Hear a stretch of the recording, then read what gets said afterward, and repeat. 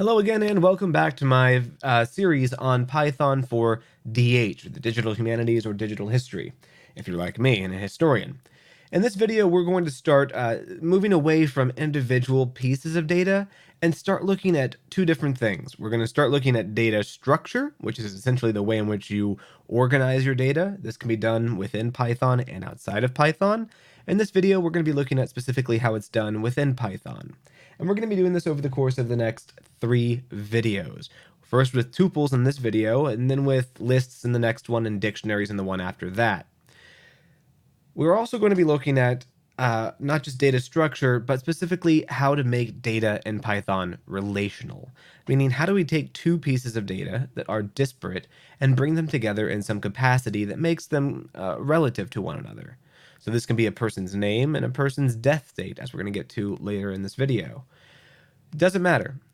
Data's utility, as I said in, I believe it was the first video, data's sole utility comes from this idea of putting data in a database and making it relational. So making two disparate pieces of information somehow related to one another in some capacity. In this video, we're going to go from how to structure tuples at a very basic level and demonstrate some of the utility of tuples.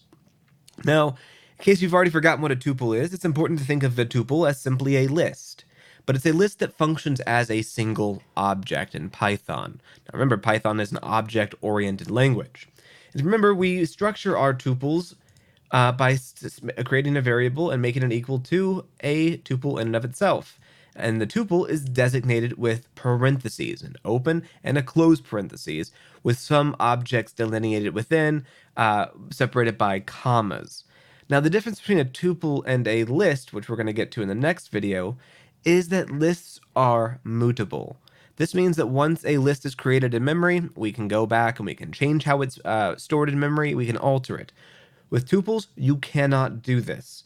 Once a tuple is created in memory, it is unchangeable, with one exception that we're going to get to later in this video when we start talking about some of the complexities of a tuple.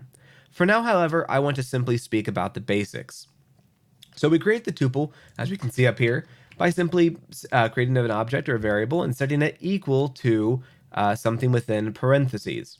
Now, I want to get this right off the bat right now. If you were going to create a tuple, I don't know why you'd ever do this, but if you did, and you wanted to have a tuple that was only one object, you can do that, but the problem is, when we print it off in Python, it's going to not read it as a tuple. Ignore that stuff at the bottom. It's going to read it as a single integer. If you want Python to read something as a, let me go ahead and just comment all of this out. We're going to get to that later in the video. If you want Python to read a tuple as a tuple, even though you only have one object in it, you need to put a comma after the integer. And then once you print it off, you'll notice that down here in the output, you have what looks like a tuple, something with a parentheses around it, not a single integer, as we see right here in the output. So you would never, I've never actually structured a tuple with a single piece of data within it.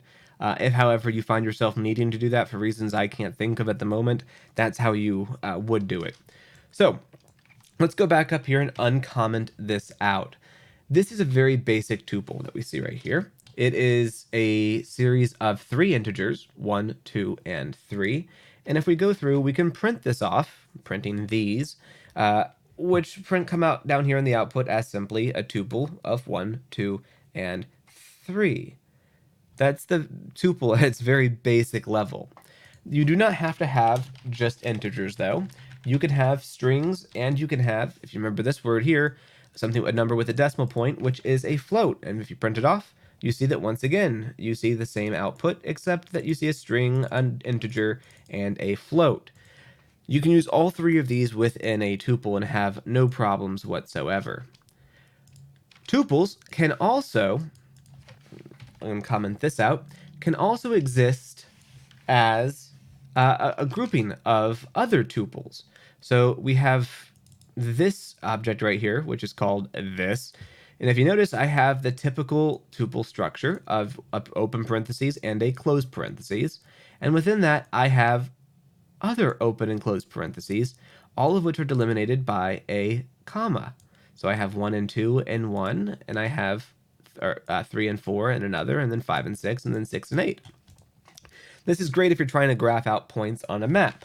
And if I print this off, print this, you're going to see down here that it allows me to actually call off the entire tuple collectively.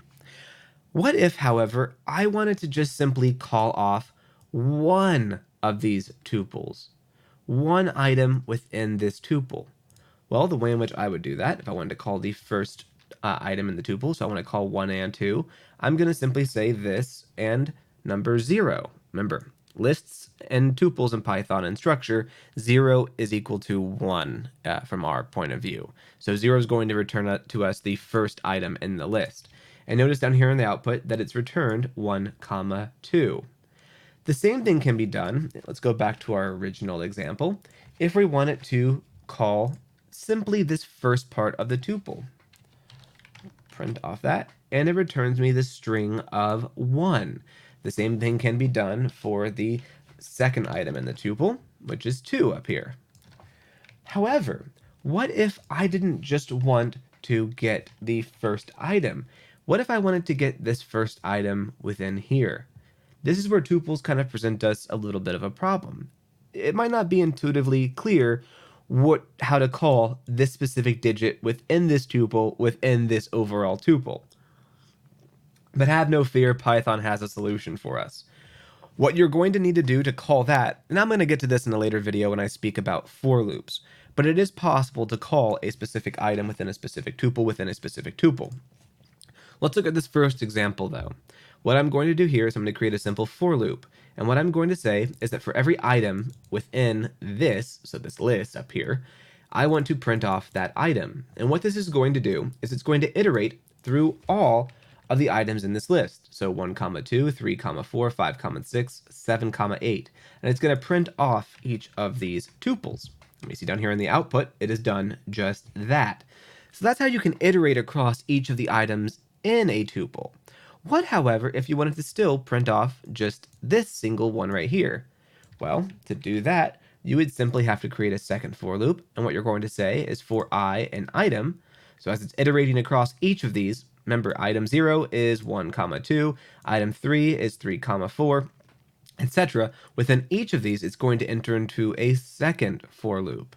And what it is going to say is that for I, so for essentially here just the iteration, in item, print off I. And what this is going to do is it's going to print off each of these things individually. Let's say I just wanted to iterate across a specific point in this. I only want to get the items in this one. Then I just delineate a structure that in this manner. This 0.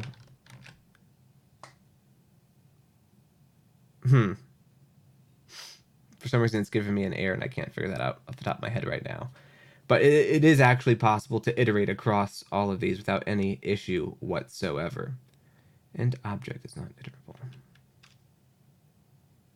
Oh, that's why. There you go. So what happened here was I was entering into an unnecessary for loop. And the reason why I was because I was simply stating that I only wanted an individual item here.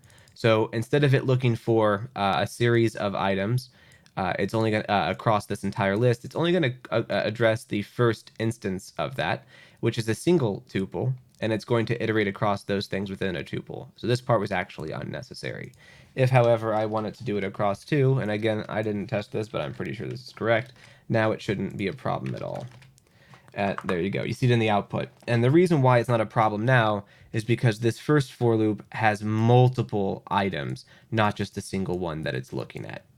And this is an important command to get used to. I was going to speak more about this in our next video on lists, but if you need to call a series of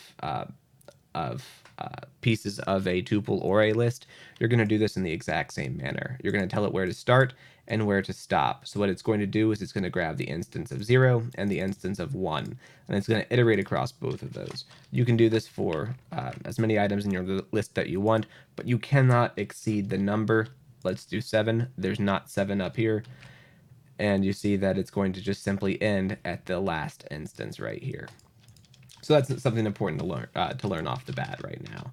But we're going to just demonstrate this, that you can actually iterate across each of these items, call them individually, and then iterate across the items within each different small tuple.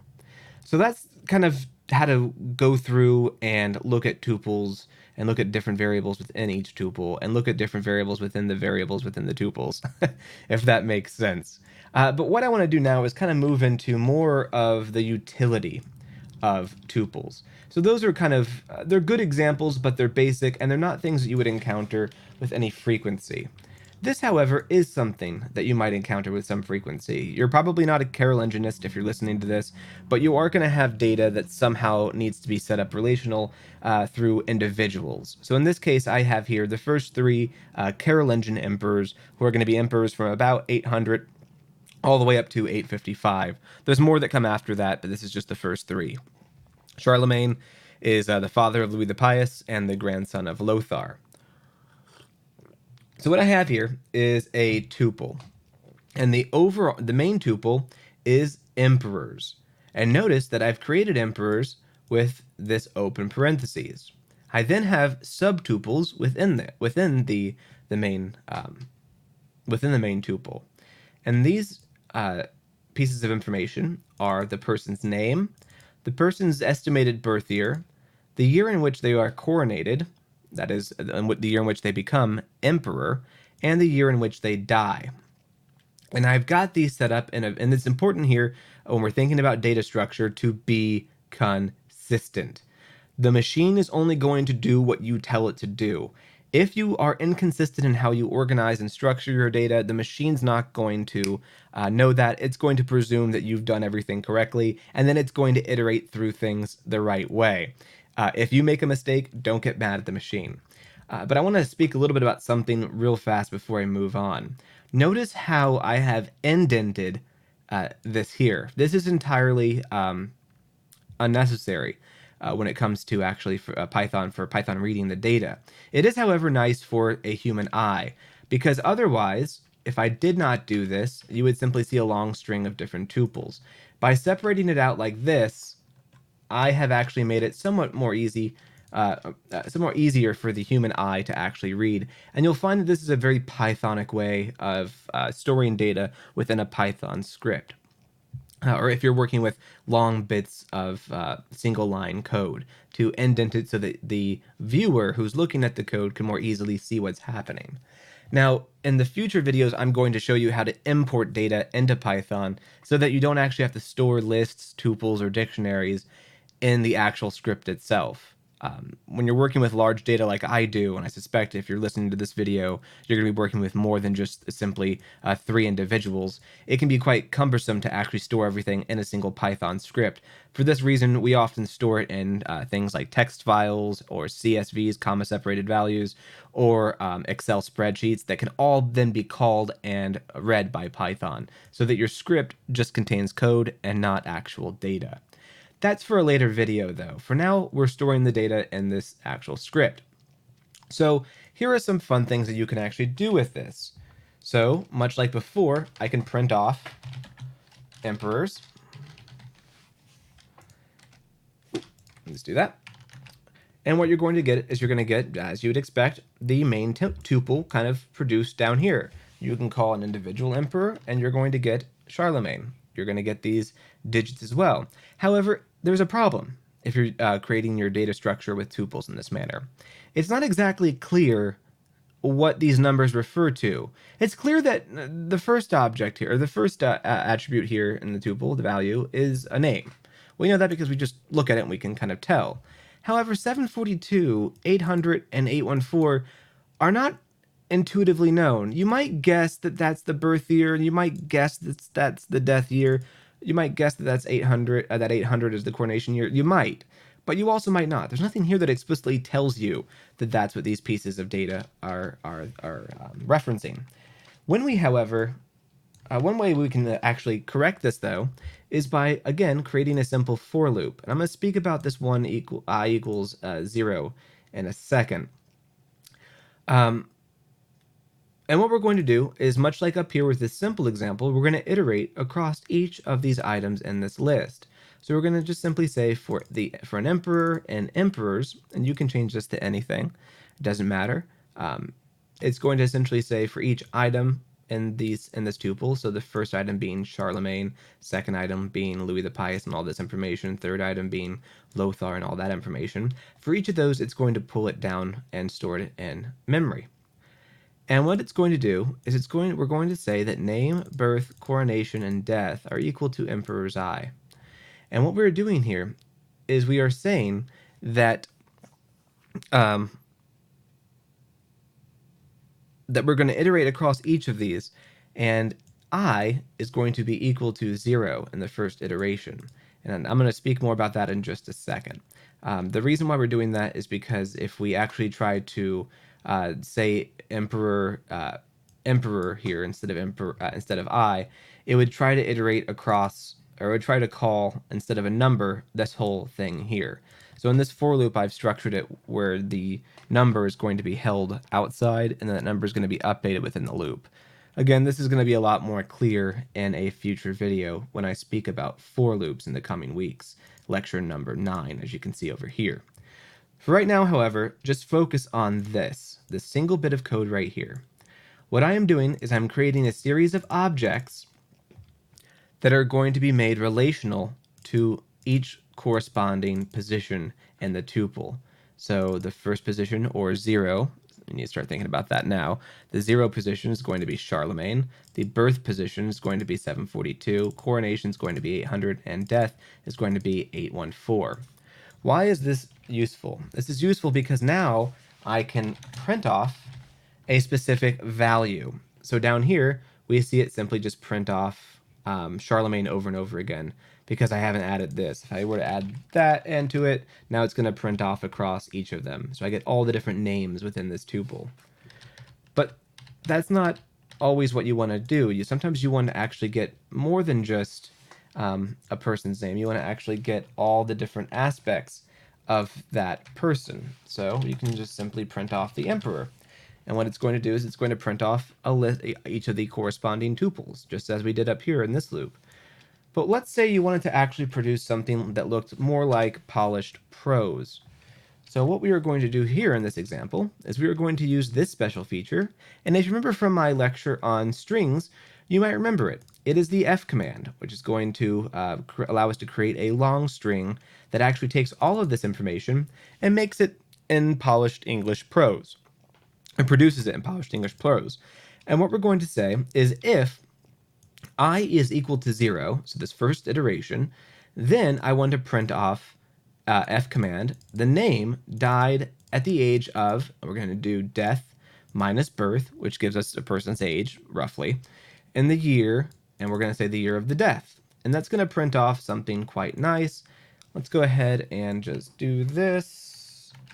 It's going to print off, there we go. Charlemagne died at the age of 72 in the year 814. And you might be asking yourself, why have I added that little if conditional statement? And the reason why is because I want to have something a bit more complex. I'm going to create another set of objects, name 2, birth 2, coronation 2, and death 2, which is going to be equal to emperors minus 1, which means that it's going to go through this tuple list and it's going to grab this information as this, and then it's going to go back and grab that information because it's emperors I minus 1. And what that's going to do is it's going to allow me to store two separate pieces of information in memory. It's going to allow me to store the current emperor that I'm looking at and his predecessor. Now, why might I want that? I want that so that I can write something like this. If the coronation of 2, so if the coronation of Charlemagne is less than, so this number is less than the, that's wrong. If the coronation of this individual is less than the death of the person who came before him, then what I want it to do is I want it to print off this string. I wanted to say that name died at the age of death minus birth, just like before, in the year death. And name ruled alongside his predecessor, name 2, meaning the person who came before, for death 2 minus coronation. So this number minus that number, years. That's going to give us the number of years that happened. And then what I'm going to do is I'm going to exit out of all of these conditional statements. I'm going to simply say that I is equal to I plus 1. What that's going to do is it's going to mean that on the first iteration it's going to be 0, and then on the second iteration it's going to be 1, and then the third iteration it's going to be 2. And it's going to stop once it runs out of people in this list. So now when we run it, we see down here Charlemagne died at the age of 72 in the year 814. Louis the Pious died at the age of 62 in the year 840, and Louis the Pious ruled alongside his predecessor Charlemagne for 1 year. And the same thing is stated again for Lothar, ruling alongside his father, Louis the Pious, for 23 years. So why is this useful? This is just one simple demonstration of how tuples can be used we can iterate across them. We can index them. Important term to learn: indexing, calling different pieces of information from a tuple, to actually create rather complex, or not complex, but rather simple prose to actually describe the data that we see within these within a single tuple. That's how you would iterate across all of them. But tuples, remember, are immutable, and they are single objects. I demonstrated this in the first video, but I'm going to demonstrate it once again. The other thing that makes tuples useful for is when you're using functions. When you create functions, x equals, let me just do this real fast, x equals a times 6, return x. When you are creating definitions, which we're going to get to in lecture 10, these are functions in Python, you can only return a single value. And so when you want to call a function, we're going to say 6. Now let's just do that. This is going to return